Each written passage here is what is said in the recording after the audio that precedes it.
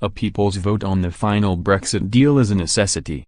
As we mark the 2-year anniversary of the Brexit referendum, I am astounded by just how quickly time has passed since that fateful day and how stagnant our political progress on this issue has become. As the nation sits pondering the outcome of the marginal decision to leave the European Union, we find ourselves held captive in what I can only describe as a confused nationalist purgatory in which the economy continues to lag and valued workers and businesses continue to leave. The worst part of this seemingly pointless debacle? We did it to ourselves. By this point you'd be right to assume that I am indeed a Remain supporter, so strongly in fact that in recent months my dismay at the entire Brexit process has driven me to become more politically engaged than I ever could have imagined. Earlier in the year one proudly marched alongside thousands of fellow countrymen and women at one of the largest anti-Brexit protests to date, the Great Northern March, and even wrote to encourage other disgruntled members of the British public to do the same. So you'd be right to assume when news of a fresh campaign, known as the People's Vote, emerged, that I would give it my full support. The People's Vote campaign argues that we, the people, should have the opportunity to either accept or reject the outcome of the current negotiations in the form of a public vote.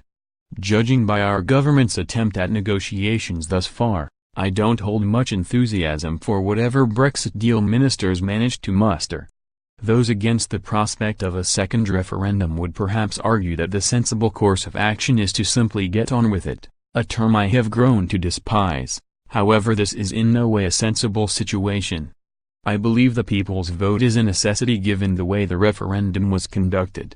Cast your minds back to life before the 2016 vote. The cringe-worthy abbreviation Brexit hadn't yet been coined. Demonization of our European allies was not part of the daily discourse, and there was no apparent public hunger for Britain to leave the EU.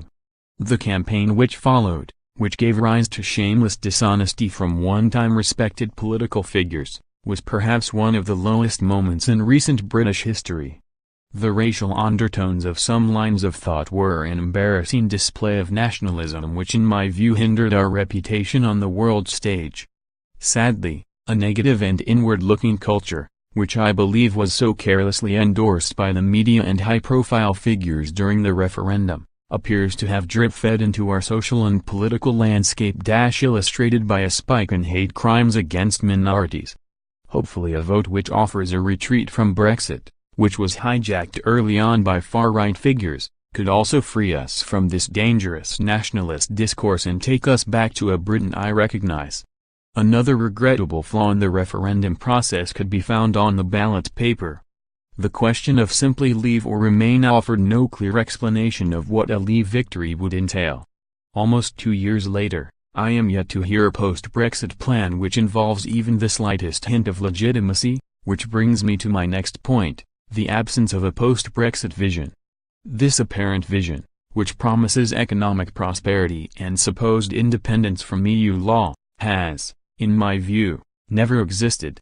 The absence of a plan from those who wish to recklessly drag the country out of the world's largest trading bloc, put thousands of jobs and businesses at risk and jeopardize the unity of Europe, is perhaps the strongest argument for a people's vote.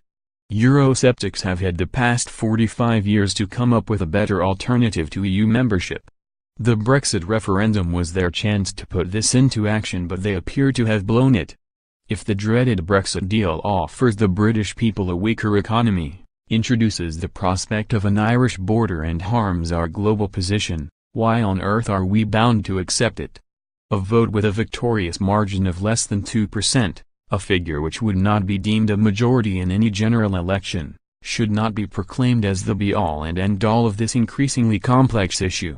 As MPs fail to agree on the issue, it is clear that it is down to us, the people who started this process, to finish it. This can only be achieved with a people's vote on the final deal, which is precisely why on 23 June I will march to Parliament Square alongside thousands of others to demand a vote on the proposed future of our country. 2 years since we voted for Brexit, here's what still needs to be done more. Donald Trump's second visit is already being planned for after Brexit.